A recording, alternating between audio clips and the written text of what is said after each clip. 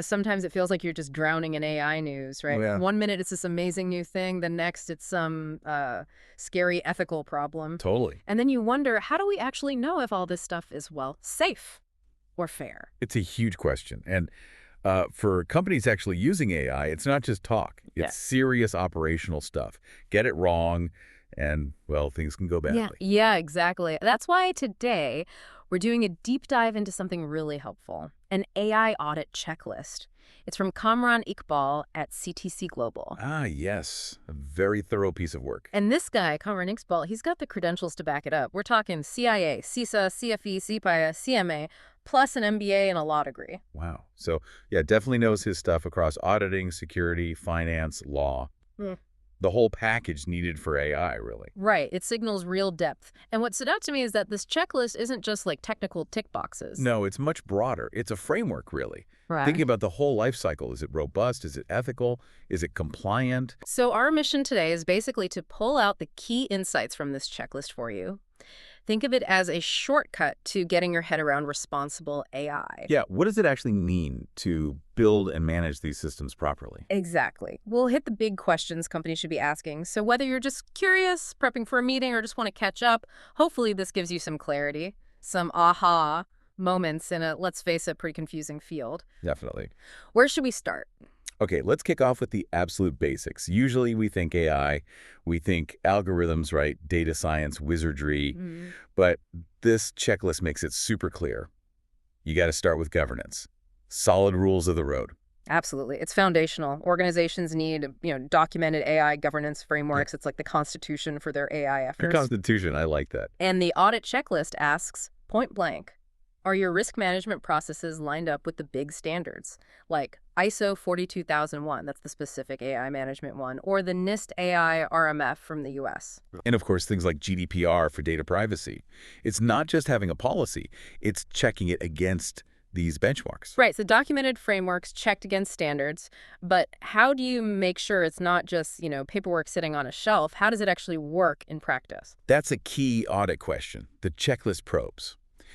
Is there an AI ethics committee? What's their real authority? You actually look at their meeting minutes, see what decisions they're making. Ah, okay, so seeing if ethics is baked in, not just sprinkled on top. Exactly. And compliance, too. Mm-hmm. Does the system meet GDPR, CCPA in California, ISO 42001, any sector-specific rules? You need to see the evidence, the compliance reports, the legal justifications for data processing. I see. So the audit digs into the how checking documents, comparing standards, reading minutes, looking at data policies. It sounds like this first layer is all about making sure things are principled and legal from day one. Protects the company, protects people affected by the AI. Precisely. It lays that essential groundwork. Okay, so we've got the governance framework, the ethical rulebook in place.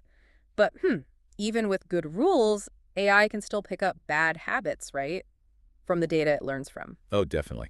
And that brings us smack into the middle of probably the thorniest area, bias, fairness, and explainability. Yeah, the really critical stuff. And the checklist gets really specific here. It starts with the training data. How do you actually check if it's diverse, representative? Yeah. Across different demographics. Because if the data is skewed, the AI will be too. Exactly.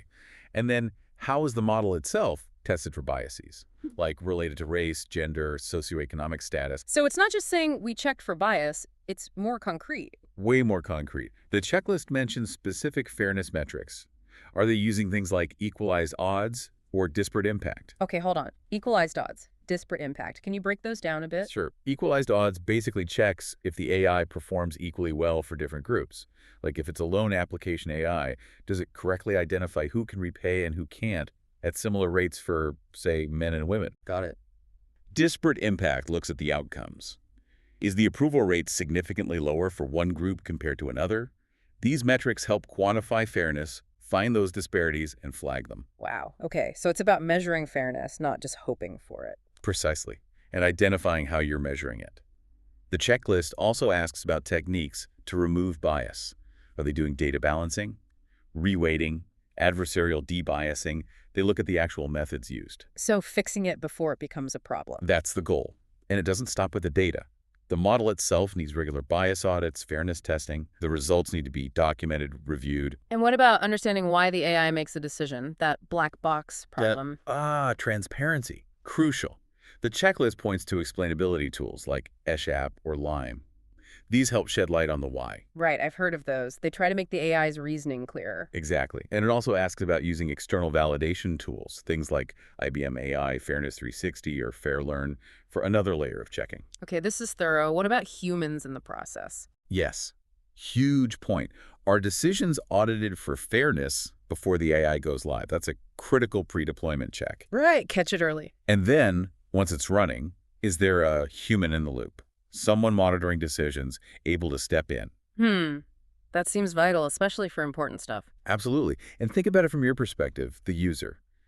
If this AI affects you, hiring, loans, maybe even law enforcement, Yeah. do you have a way to challenge its decision? How does the company verify that right exists and works? Yeah, that's a big one. So this whole section is really about making sure the AI aligns with our values, fairness, transparency, accountability, especially when it impacts people's lives directly. Couldn't have said it better myself. Yeah. It's where the rubber meets the road, ethically speaking. Okay, so we've covered governance, the ethical minefield of bias. Now let's talk about locking things down. Security. Building that digital fortress around the AI. Right. And AI security has its own unique twists, doesn't it? It's not just standard IT security. Exactly. So how does the checklist approach this? Well, it starts with some familiar but still critical basics adapted for AI. Things like role-based access control RBAC. Who gets to touch the model? Makes sense. Limit access. And multi-factor authentication, MFA, that extra login step. Plus, strong encryption for the models and data both when stored at rest and when moving in transit. Think AES 256, TLS 1.3 kind of standards. Okay, standard good practice. And logging, keeping track of every access attempt. Super important for tracking down issues later. But you mentioned unique twists for AI security. Yeah, this is where it gets really interesting. Adversarial attacks. These aren't like typical hacks. They're designed to fool the AI itself. Fool the AI. How? The checklist mentions a few types. There's evasion, where tiny, almost invisible changes to input data make the AI misclassify something. Imagine a self-driving car missing a stop sign because someone put a tiny sticker on it. Whoa, okay. Then there's poisoning. This is messing with the training data itself, sneaking in bad examples so the AI learns the wrong things from the start, like sabotaging the recipe before the chef even starts cooking. Ooh, that sounds sneaky. It is. And model inversion, where attackers try to pull sensitive information out of the trained model, maybe revealing private data it was trained on. Yikes. So how does the audit check for defenses against these? It asks how models are tested against these specific threats. Are they running simulations? Yeah. And are they using specialized tools for this? The checklist mentions things like Microsoft Counterfeit or Clever Hands. These are basically AI penetration testing toolkits. So actively trying to break their own AI to find weaknesses. Exactly. Proactive defense. And it doesn't stop at testing. Is the AI's output being monitored constantly for weird behavior, things that might indicate it's been tricked by one of these attacks? Continuous vigilance. And it covers the surrounding infrastructure, too. Securing the APIs the interfaces use to interact with the AI, using things like Oath 2.0 for authentication, rate limiting to prevent abuse. Right, locking down the doors and windows. And monitoring those APIs for strange activity. Plus, securing everything in the cloud, AWS, Azure, Google Cloud, making sure the model weights, the data sets are encrypted, access is restricted, following standards like ISO 27701, SOC2, NIST cybersecurity framework. Okay, that's a lot of layers. It really highlights how crucial it is to protect the AI itself from being manipulated, because a compromised AI could cause real harm, right? Absolutely. Think about the potential consequences. So ensuring the AI you rely on is secure is vital for trusting it. It's fundamental. All right, so AI isn't static. We can't just build it, secure it, and walk away. It changes, evolves. Which brings us to performance, this idea of drift and why you need constant monitoring. Yeah, exactly. AI models aren't set in stone. They're dynamic. And sometimes, frankly, their performance degrades over time. So how do you keep tabs on that? The checklist focuses on regular accuracy and stability checks. Our organization's routinely testing performance using standard metrics. Things like precision, recall, F1 score, AUC, RSE. Okay, can you quickly remind us what precision and recall mean again? Sure. Precision asks, of all the times the AI said yes, how often was it right? Recall asks, of all the actual yes cases out there, how many did the AI find? They give you different angles on performance. Got it. Complementary metrics. Right. And the checklist stresses validating against real-world data, not just the training data, to avoid overfitting. That's when the model gets too good on the training data, but falls apart on new stuff it hasn't seen. Like memorizing the test answers instead of learning the subject. Perfect analogy. And it's not a one-off check. Is performance tracked over time? Trend analysis, testing under different conditions, including those tricky edge cases. Preparing for the unexpected. And that leads directly to this really important concept, model drift. Right. Drift. What is that exactly? It's when the AI's performance gets worse because the world changes. The real-world data it sees starts looking different from the data it was trained on months or years ago. So the AI gets out of sync with reality. Essentially, yes. Think about an AI predicting fashion trends. If it was trained pre-pandemic, it's probably useless now, right? The world changed, the data patterns shifted. That's drift. Makes sense. So how do you catch it? The audit asks about automated drift detection tools. Are they comparing the AI's current predictions to actual real-world outcomes to spot degrading performance? And crucially, is there a regular retraining schedule? A plan to update the model with fresh data. So it needs tune-ups, basically. Regular tune-ups. And the checklist looks for the use of specific monitoring tools. Things like Evidently AI, AWS Model Monitor, Azure ML Monitoring. Are these tools actually implemented and configured properly? And even that retraining needs rules. Yep. Governance again. Formal policies for retraining, logging what changed when, providing performance reports over time, accountability. Okay, so for you listening, this means AI isn't magic. It needs constant care and feeding to stay accurate and fair. If it drifts, its decisions can go wrong, which underlines why all this monitoring is so vital. Couldn't agree more. It's about ensuring ongoing reliability. So we've covered a lot of ground. Governance foundations, ethics and bias, security fortresses, and now this continuous performance monitoring. Let's try and pull it all together now.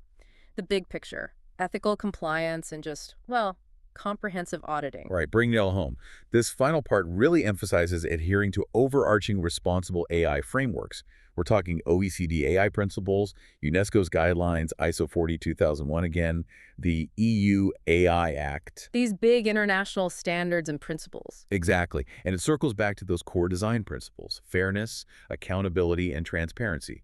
The FAT principles, making sure they're not just ideals, but embedded in how the AI is built and operates. And not just theory, right? Does it look at actual impact? Yes. The audit asks how organizations review the real-world outcomes. Are there unintended negative consequences? Do the decisions align with the company's own ethics code? With human rights, are they doing proactive impact assessments? That seems crucial for catching problems you didn't anticipate. Totally. And then there's the audit report itself. The checklist is pretty specific about what makes a good report. Clear executive summary, risk levels defined, low, medium, high, critical findings backed by solid evidence, and really clear, actionable recommendations. So not just finding problems, but suggesting fixes. Right, and the report needs to cover everything. Compliance status, GDPR, ISO, NIST, AI Act, transparency logs, the bias and fairness results, security vulnerabilities found. And I think the source mentioned visualizing fairness results. Yeah, using charts and stats to make that complex data easier for people to actually understand. Yeah. Which is really important for decision makers. And it's not just a one-time thing, is it, the audit process? No, definitely not. There's a strong emphasis on follow-up. What's the plan to fix things? How is progress tracked? It loops back into continuous monitoring and improvement. Okay, so for you listening, this whole comprehensive audit process is what provides that assurance that the AI systems you interact with aren't just technically clever, but also ethically sound and managed responsibly over their whole life. It's about building that trust step by careful step. Well put. It's a continuous cycle of verification and improvement. Phew. Okay, so that was our deep dive into Kamran Iqbal's AI audit checklist.